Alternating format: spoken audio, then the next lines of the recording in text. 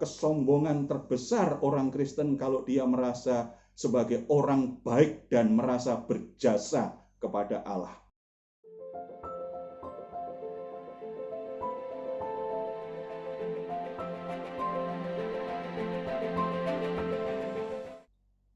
Salam saudara-saudara yang dikasihi oleh Tuhan Yesus Kristus. Pagi hari ini kita akan melihat kebenaran firman Tuhan. Sebagai orang Kristen, apakah kasih itu tidak ada disiplin? Karena sebagian orang Kristen juga punya pandangan, karena kita ini kan orang Kristen. Orang yang punya kasih itu, kalau melihat orang yang bersalah, kalau lihat saudaranya berbuat salah, ya jangan marah. Ada orang yang berpikir seperti itu. Bahkan ada orang Kristen yang beranggapan bahwa kasih karunia Allah itu berarti persetujuan, permakluman, pembiaran manusia untuk berdosa. Apapun dosamu pasti diampuni Tuhan. Apakah seperti itu yang diajarkan oleh Alkitab? Apakah Alkitab mengatakan bahwa kasih karunia itu pembenaran terhadap dosa, pembiaran terhadap dosa, permakluman terhadap dosa? Kita akan lihat bahwa sebenarnya dalam Alkitab menegaskan kasih karunia itu kekuatan bagi manusia untuk membebaskan diri dari dosa, sekaligus kekuatan untuk mengalahkan godaan dan jerat iblis, godaan berbuat dosa. Kita akan membaca surat Titus pasal yang kedua ayat 11 sampai 15. Saya akan bacakan untuk saudara-saudara semua. Karena kasih karunia Allah yang menyelamatkan semua manusia sudah nyata, Ia mendidik kita supaya kita meninggalkan kefasikan dan keinginan-keinginan duniawi, dan supaya kita hidup bijaksana, adil, dan beribadah di dalam dunia sekarang ini, dengan menantikan penggenapan pengharapan kita yang penuh bahagia dan penyataan kemuliaan Allah yang maha besar dan juru selamat kita Yesus Kristus, yang telah menyerahkan dirinya bagi kita untuk membebaskan kita dari segala kejahatan dan untuk menguduskan bagi dirinya suatu umat kepunyaannya sendiri yang rajin berbuat baik. Beritakanlah semuanya itu, nasihatilah dan yakinkan orang dengan segala kewibawaanmu. Janganlah ada orang yang menganggap engkau rendah. Saudara-saudara, Paulus menyuruh Titus, teman pelayanannya yang masih muda, beritakan semuanya itu. Tentang apa? Tentang kasih karunia secara benar. Beritakan kebenaran tentang kasih karunia yang menyelamatkan itu. Apakah kasih karunia?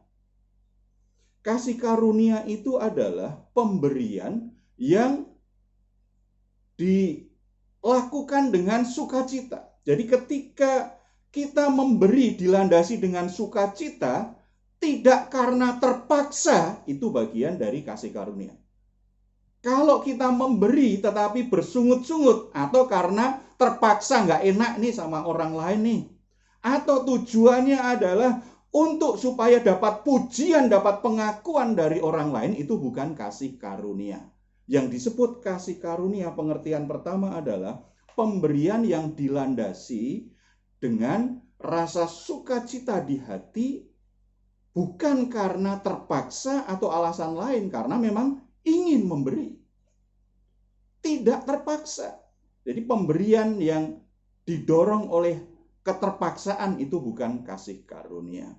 Pengertian lain kasih karunia adalah kemurahan hati Allah yang sebenarnya tidak pantas kita terima, tetapi kita menerimanya. Pemberian Allah yang diberikan kepada orang yang sebenarnya tidak layak menerimanya, yang sebenarnya harus dihukum Allah, tetapi justru menerima kemurahan Allah. Itulah kasih karunia Allah. Kalau dalam konteks kasih karunia yang menyelamatkan berarti apa? Kalau bicara tentang kasih karunia Allah yang menyelamatkan, itu berarti berbicara tentang pengorbanan Yesus di atas kayu salib. Bagaimana Yesus menggantikan posisi kita sebagai orang yang seharusnya dimurkai Allah, sebagai orang yang seharusnya dihukum oleh Allah. Tetapi Yesus menggantikan posisi kita, menanggung semua dosa-dosa kita, membebaskan kita dari segala dosa kita, diberikan kepada kita. Padahal sebenarnya kita semua nggak layak menerimanya. Kita semua adalah layak untuk dimurkai oleh Allah. Layak untuk dihukum oleh Allah. Karena setiap orang telah berbuat dosa dan kehilangan kemuliaan Allah. Makanya kesombongan terbesar orang Kristen kalau dia merasa sebagai orang baik dan merasa berjasa kepada Allah. Itu kesombongan yang terbesar orang Kristen kalau dia merasa banyak berjasa kepada Tuhan. Karena Tuhan sudah memberikan kasih karunia-Nya kepada kita, padahal kita harusnya dimurkai, dihukum. Tetapi Allah melalui Yesus Kristus menyatakan kemurahan hati-Nya supaya kita tidak dihukum, supaya kita tidak masuk neraka. Ketika kita menyadari hal itu, tidak ada alasan dan kita pasti akan sangat malu kalau kita menyombongkan diri sebagai orang yang sangat baik dan telah banyak berjasa kepada Tuhan. Kita akan malu. Nah, sekarang bagaimana kasih karunia Allah yang menyelamatkan itu menguatkan kita, memberi dorongan di batin kita, mendisiplin kita supaya kita itu keluar dari ikatan dosa kita, keluar dari kebiasaan-kebiasaan kita yang buruk, keluar dari sifat-sifat buruk yang masih kita miliki sebagai orang Kristen. Kita perhatikan ayat 11 dulu. Karena kasih karunia Allah yang menyelamatkan semua manusia sudah nyata. Saudara, tadi sudah saya jelaskan kasih karunia Allah yang menyelamatkan itu hanya ada pada Yesus Kristus. Itu sudah nyata. Jadi keselamatan, kasih karunia Allah yang menyelamatkan itu nyata, terlihat dalam hidup kita. Dengan kata lain, orang terlalu gampang berkata bahwa aku sudah diselamatkan dalam Yesus. Kalau aku mati pasti masuk surga. Saudara-saudara, secara prinsip iman memang orang yang percaya menerima Yesus Kristus, dia diberi anugerah keselamatan. Tetapi apa bukti keselamatan itu? Bahwa keselamatan, kasih karunia yang menyelamatkan hidupnya sudah dia alami, sudah bekerja dalam hidupnya. Ayat 11 tadi kan disebutkan telah nyata, berarti terlihat. Bukan sekedar dalam pikiran, dalam hati kita. Aku kan percaya kepada Tuhan Yesus. Mungkin kita nggak bilang, tidak terlalu sering bilang, aku sudah percaya Yesus. Tetapi, apa yang terlihat dari hidupmu bahwa engkau sudah diselamatkan? Bahwa kasih karunia Allah yang menyelamatkan itu sudah bekerja menyelamatkan hidupmu? Tanda yang jelas adalah adanya perubahan hidup hari demi hari. Nah, ini terlihat dari ayat selanjutnya. Yang pertama, ayat 12. Ia mendidik kita supaya kita meninggalkan kefasikan dan keinginan-keinginan duniawi, dan supaya hidup kita bijaksana, adil, dan beribadah di dalam dunia sekarang ini. Kasih karunia Allah yang menyelamatkan itu membuat hati kita, membuat manusia batiniah kita itu menyatu kembali, berdamai dengan Allah. Membuat hidup kita itu akhirnya diposisikan sebagai anak-anak Allah yang dekat, yang tidak kita. Saudara, mendidik itu beda dengan mengajar. Kalau mendidik itu ada sisi pelatihannya. Jadi kalau mengajar itu transfer pengetahuan. Kalau saya menjelaskan firman Tuhan, saudara tahu, berarti saudara dapat pengajaran dari saya. Kalau saudara menyimak betul, kemudian mengerti, itu bagian dari mengajar. Tetapi mendidik lebih dari transfer pengetahuan. Ketika saudara dididik oleh Tuhan, goal dari didikan apa? Perubahan hidup. Melakukan sesuatu. Murid Kristus itu standarnya bukan tahu firman Tuhan. Bukan tahu ayat firman Tuhan. Bukan hanya tahu isi Alkitab, tetapi melakukan apa yang diajarkan oleh Tuhan. Makanya di Amanat Agung Yesus berkata, ajar mereka melakukan segala sesuatu yang pernah aku ajarkan kepadamu. Ajar mereka melakukan, itu namanya mendidik. Ajar mereka melakukan, itu yang namanya mendidik. Jadi kalau mendidik itu goalnya adalah melakukan sesuatu. Melakukan sesuatu. Mendidik kita supaya apa? Meninggalkan kefasikan, keinginan duniawi. Saudara-saudara, kasih karunia itu membuat hati nurani kita kembali hidup. Membuat manusia rohani kita kembali hidup. Sehingga kita tidak akan pernah nyaman ketika kita kembali berdosa. Kita tidak akan nyaman ketika kita melakukan sesuatu yang jahat. Didikannya itu ada di mana? Ada di hati nurani kita.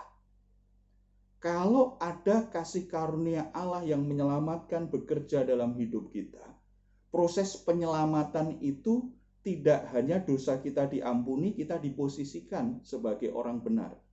Tetapi kasih karunia Allah yang menyelamatkan itu kemudian mendidik kita, melatih kita, supaya kita hari demi hari bisa meninggalkan segala yang fasik, meninggalkan keinginan duniawi. Saudara, bicara fasik itu bicara orang yang tidak percaya kepada Tuhan. Atau kalau dia percaya Tuhan, dia kalau dengar firman Tuhan ngeyel. Jadi tetap aja ngikutin pikirannya sendiri. Menurut saya sih begini, menurut saya begini. Jadi kalau orang fasik itu hati-hati dengan kebebalan. Kalau orang bebal dengar firman Tuhan berulang, sudah mengerti tetapi dia tidak mau percaya firman Tuhan itu, mengeraskan hati, maka dia berubah jadi orang fasik. Kasih karunia Allah itu akan mendidik kita, mendorong kita hari demi hari meninggalkan kefasikan. Yang ada apa? Hari demi hari kita semakin percaya Tuhan. Hari demi hari kita semakin mencintai Tuhan. Hari demi hari kita ini kalau dengar firman Tuhan, kita itu respon kita cepat. Kita cepat untuk mentaatinya. Itu artinya meninggalkan kefasikan. Tidak hanya kefasikan, tetapi keinginan duniawi. Keinginan duniawi itu hal-hal yang bertentangan dengan firman Tuhan.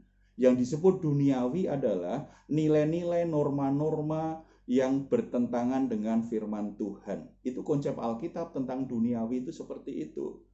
Jadi segala pikiran, segala pendapat yang bertentangan dengan firman Tuhan, yang mungkin sebelumnya kita lebih ingin lakukan itu. Kita lebih ingin memilih itu. Berarti selama ini kita dikuasai keinginan duniawi. Kasih karunia akan mendidik kita.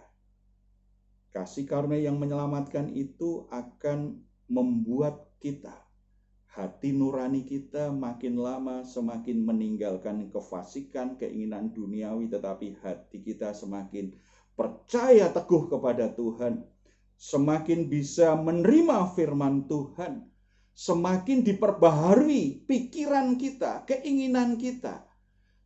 Keinginan kita terhadap hal duniawi makin lama makin berkurang. Yang ada keinginan terhadap untuk bisa hidup seperti maunya Tuhan itu semakin besar. Ini jadi duniawi itu tidak bicara tentang pekerjaan, tidak bicara tentang uang, tidak bicara tentang hobi, tidak. Yang disebut duniawi itu areanya di pikiran kita, pola pikir dan norma-norma. Saudara bekerja itu bisa rohani kalau saudara bekerja dengan caranya Tuhan. Saudara ingin dapat duit lebih banyak karena saudara punya rencana. Itu enggak duniawi. Tetapi kalau hatimu cinta uang, kalau engkau menganggap bahwa uang segala-galanya, kalau engkau menilai orang lain berdasarkan uangnya, itu namanya keinginan duniawi. Uang itu netral. Kalau saudara diberi Tuhan rezeki banyak, punya banyak uang, puji Tuhan. Uang itu menjadi rohani tergantung bagaimana saudara memperlakukan uang itu. Jadi duniawi itu tidak bicara soal hal lahiriah pasti duniawi, tidak. Itu bicara tentang norma-norma, nilai-nilai yang kita yakini tentang hal itu. Kalau itu bertentangan dengan prinsip firman Tuhan, itu duniawi. Kasih karunia akan mendidik kita, makin lama kita bisa meninggalkan hal itu. Saya pernah melayani seorang bapak yang dia ditolak oleh keluarganya. Dia ditolak oleh keluarganya karena perilakunya yang fasik, perilakunya yang duniawi. Melakukan banyak masalah. Kemudian saya bimbing, makin lama makin saya juga nggak ngerti gimana caranya bimbing, tetapi karena dia mau, ya sudah saya layani saja. Dalam kebodohan saya, ketidaktahuan saya, biasanya kalau ada orang mau dibimbing, walaupun saya nggak paham, ya udah saya berikan hati saya berikan perhatian saya. Prinsip saya itulah cara memberi kasih karunia. Saya tahu latar belakangnya seperti apa, saya tahu kelakuannya seperti apa. Tetapi karena mau dibimbing ya saya layani. Karena kasih karunia seperti itu. Nah, kalau orang merasa baik tidak mau dilayani, ya nggak perlu dilayani. Sebab kasih karunia itu kemurahan hati yang tidak memaksa dan tidak terpaksa kan. Saya layani cukup lama waktu itu. Dia mulai ikut banyak ibadah, itu udah lama banget sih. Dia mulai rajin ke gereja, dia mulai seneng ikut kelas pembelajaran Alkitab. Dia pengen tahu banyak Alkitab, tapi mendadak menghilang. Suatu saat menghilang.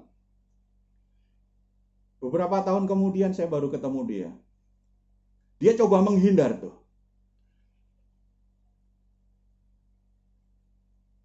Kemudian saya tanya, Pak, kenapa sih kok mendadak menghilang? Kalau ada masalah bilang saja, Pak. Saya kan juga sudah tahu Bapak itu gimana latar belakangnya. Saya hanya ingin menolong Bapak aja supaya Bapak tidak ada dalam area itu terus. Bapak menemukan kasih karunia Tuhan. Dia bilang apa? Pak Heru, saya itu malu sekali. Loh, kenapa malu, Pak? Pak Heru sudah lakukan banyak hal kepada saya, tetapi saya tidak menghargai. Loh, nggak menghargai apa? Bapak kan rajin kebaktian juga. Bapak, enggak, sebenarnya ada satu kebiasaan, Pak. Saya ini masih suka mabuk. Jadi ternyata dia masih satu kebiasaan yang dia belum bisa lepas dan dia malu, dia sembunyi-sembunyi dari saya. Saya tidak tahu. Saya hanya coba melayani dia dengan tulus hati saja. Saya lakukan bagian saya. Tetapi ternyata kebaikan saya, itu namanya kasih karunia Tuhan yang saya berikan kepada dia. Itu membuat hati nuraninya gelisah dan tertuduh karena dia masih menyimpan sesuatu yang buruk dalam hidupnya. Itu artinya kasih karunia itu mendidik orang untuk meninggalkan hal-hal yang jahat, hal-hal yang buruk, hal berdosa. Itu contohnya. Jadi batinnya itu terganggu, gelisah. Saudara-saudara, apakah saat ini ada dosa tertentu yang saudara sembunyikan? Mungkin saudara sembunyikan rapat-rapat, tidak ada satu orang pun yang tahu. Apakah saudara menganggap dosa tertentu itu biasa-biasa saja? Atau menganggap bahwa dosa kecil nggak apa-apalah? Ketika kita membiarkan dosa terus menguasai hati kita, masih memperbudak hidup kita, mengikat hidup kita, sebenarnya saudara sedang memberontak terhadap kasih karunia Allah yang menyelamatkan. Kalau saudara sungguh-sungguh percaya kepada Yesus, saudara sudah menerima kasih karunia Allah yang menyelamatkan. Saudara sedang melawan, itu namanya kefasikan. Itulah yang disebut kefasikan. Oleh sebab itu, saya dorong saudara-saudara, Tuhan tahu latar belakangmu. Tuhan tahu bagaimana keadaanmu di masa lalu. Kalau dosa yang begitu gelap, dosa yang begitu kotor, masa lalumu saja Tuhan sudah tebus, sudah ampuni. Tuhan tahu betul kelakuanmu di masa lalu. Bagi Tuhan tidak pernah mengurangi kasih-Nya. Makanya Dia menebus hidupmu. Kenapa kita membiarkan dosa tertentu masih kita sembunyikan? Orang lain mungkin bisa engkau tipu, tetapi Tuhan tidak pernah bisa engkau tipu. Itu namanya menyia-nyiakan kasih karunia. Oleh sebab itu saya dorong, mari keluar dari persembunyianmu. Mungkin ada dosa-dosa yang tersimpan di hati, dalam pikiranmu, perbuatan-perbuatan yang tersembunyi. Datang ke tata kasih karunia Tuhan. Minta ampun. Sebab kalau tidak, hidupmu akan dikejar dengan kegelisahan, ketidaktenangan, dan perasaan bersalah. Dan itu berarti saudara kehilangan berkat dari penebusan Yesus Kristus. Karena masih dikejar perasaan bersalah. Salah satu bagian penting penebusan Kristus apa? Kita diampuni dan kita dibebaskan dari rasa bersalah. Tapi kalau engkau tidak mau segera keluar dari dosa itu, maka saudara akan terus gelisah dan dikejar rasa bersalah, kehilangan damai sejahtera dari Tuhan. Yang kedua kita lihat 12b. Supaya kita hidup bijaksana, adil, dan beribadah di dalam dunia sekarang ini.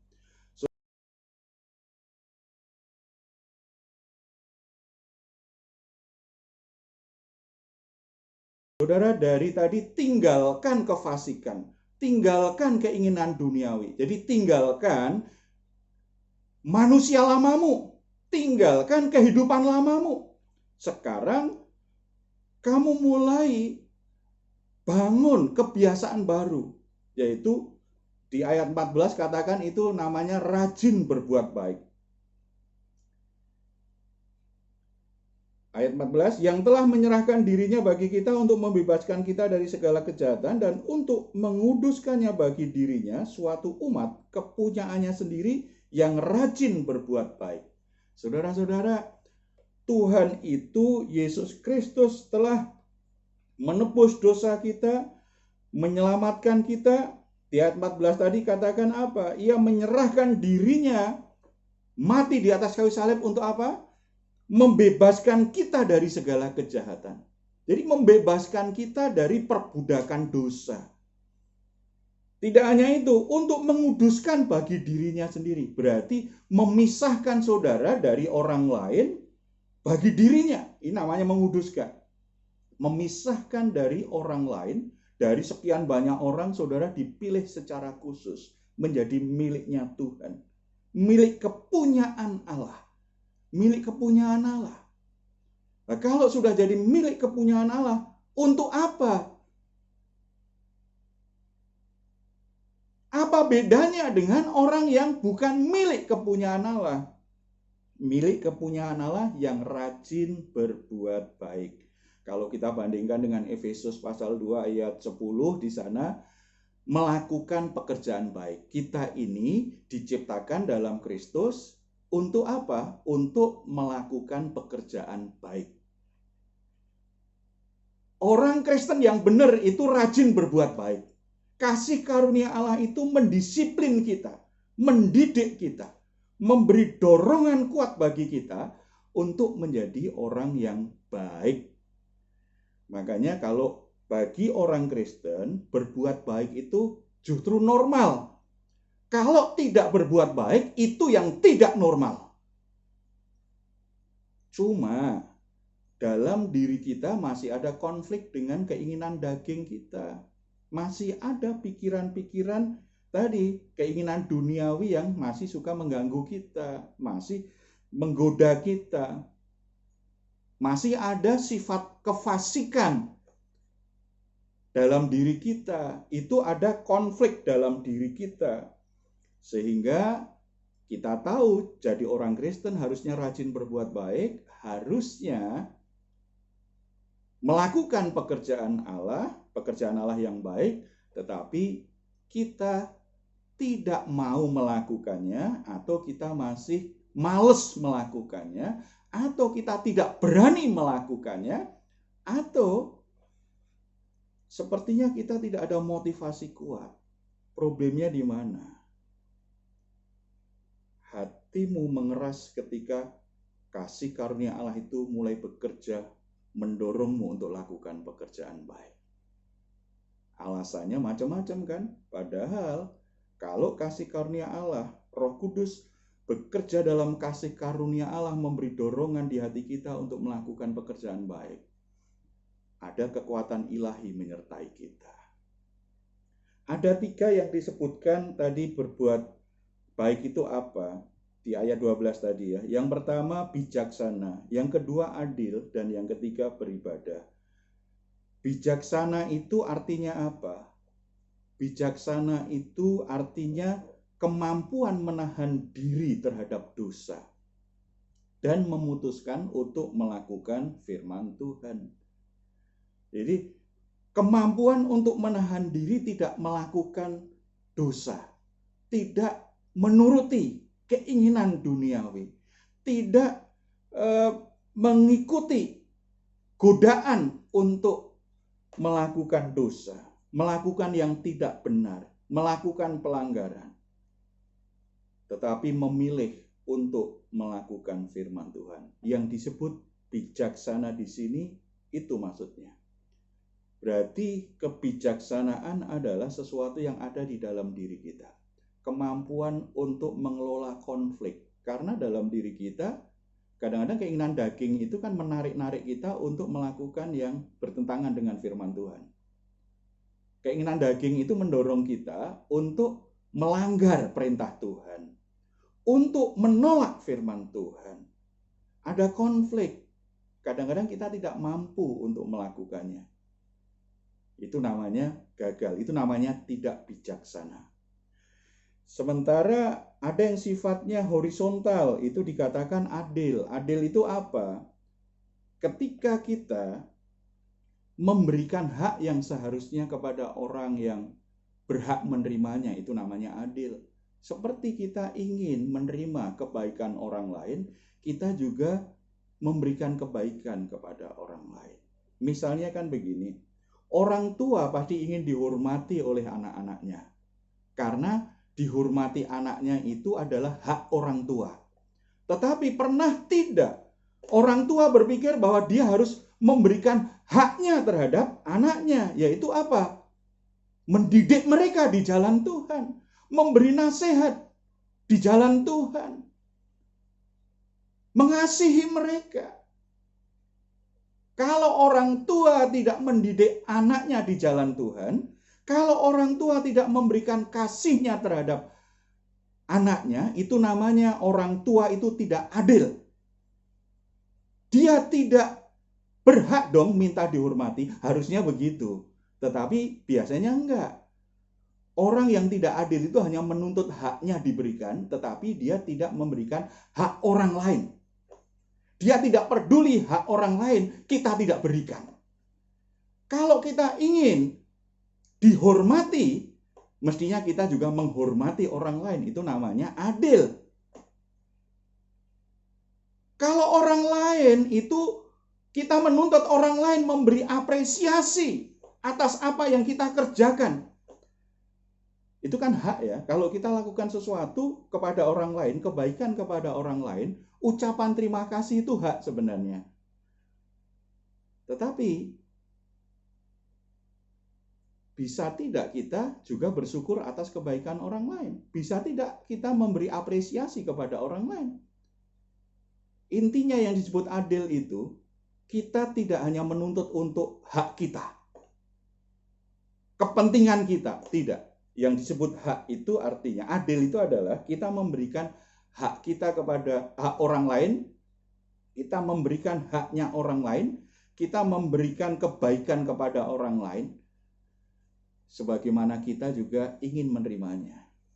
Jadi tanggung jawab dan hak itu diberikan secara bersamaan, itu namanya adil. Sifatnya horizontal seperti itu. Itu namanya berbuat baik.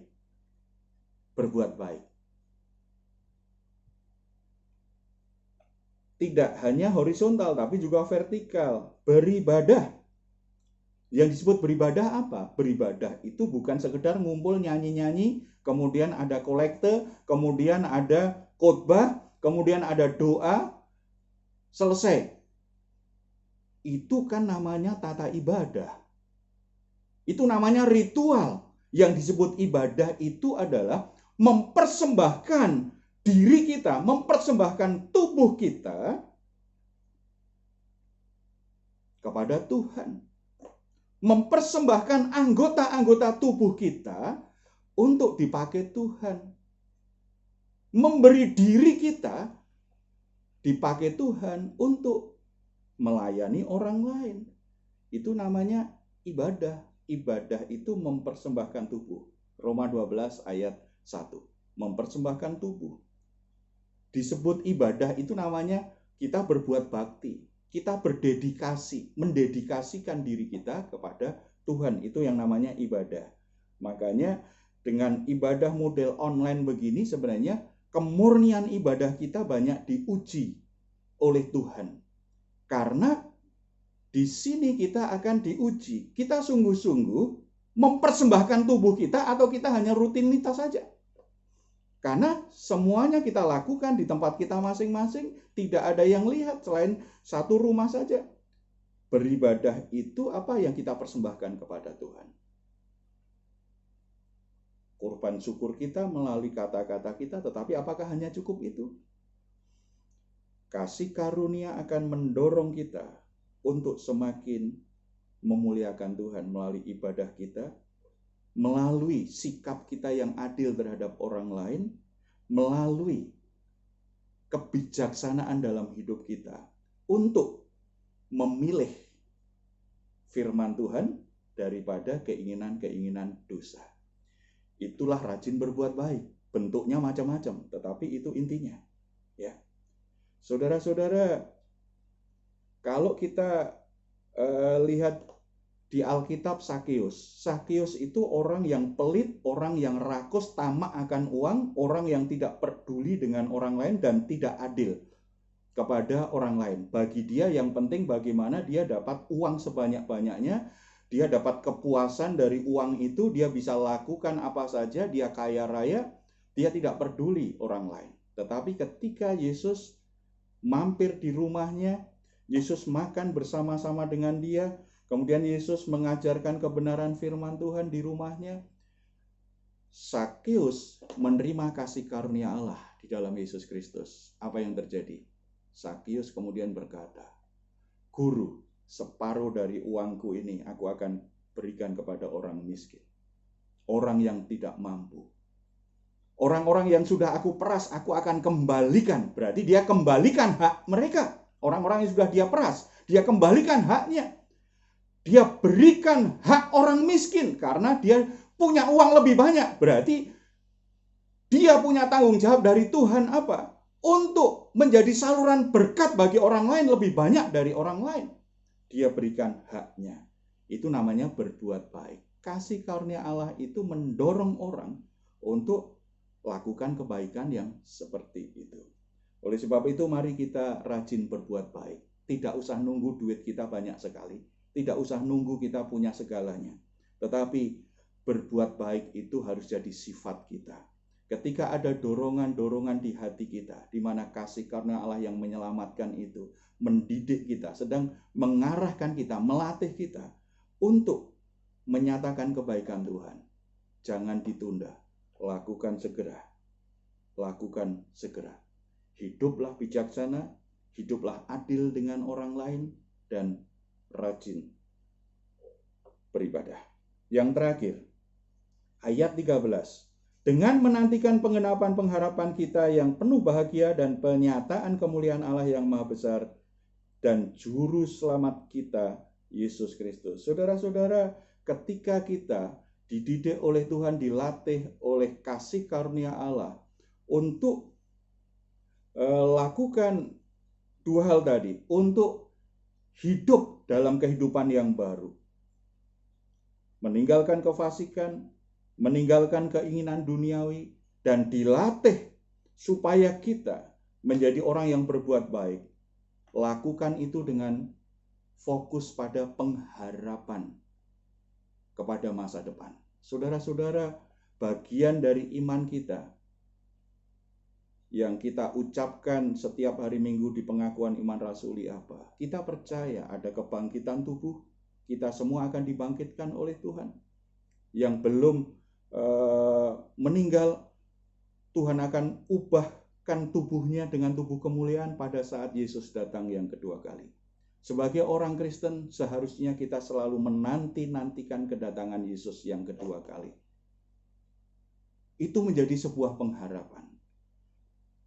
Kesulitan, kondisi seburuk apapun yang saudara alami saat ini, semuanya ada batasnya, semua ada akhirnya. Tetapi apapun situasi sulit yang sedang kau hadapi, arahkan hatimu, imanmu pada kemuliaan yang akan datang. Ada waktu di mana kemuliaan Allah yang sempurna akan diberikan kepada kita ketika Yesus datang yang kedua kali. Ketika Yesus datang yang kedua kali berarti sebuah kemuliaan yang sempurna. Kita akan bersama-sama dengan Tuhan dalam kemuliaan itu. Biarlah itu menjadi pengharapan kita. Jadi orang Kristen jangan hanya harapannya itu nanti tahun depan aku bisa apa ya. 2 tahun lagi aku punya apa ya. Anak-anakku bisa seperti apa ya. Pekerjaanku jadi seperti apa. Hanya berhenti di dunia ini. Itu sikap yang keliru, pengharapan yang keliru. Sebab 5 tahun yang akan datang siapa yang bisa memberi kepastian? Pekerjaanmu seperti apa? Siapa yang bisa memberi kepastian? Sekarang mungkin sedang maju, tetapi apakah ada kepastian 5 tahun yang akan datang? Perusahaanmu, usahamu, pekerjaan yang kau lakukan sekarang semuanya masih seperti ini? Tidak ada yang bisa memberi kepastian. Sebab situasi kondisi bisa berubah. Apalagi kondisi pandemi ini ternyata semua yang direncanakan orang berantakan semua. Tetapi rencana yang tidak akan pernah berubah adalah Yesus Kristus akan datang yang kedua kali.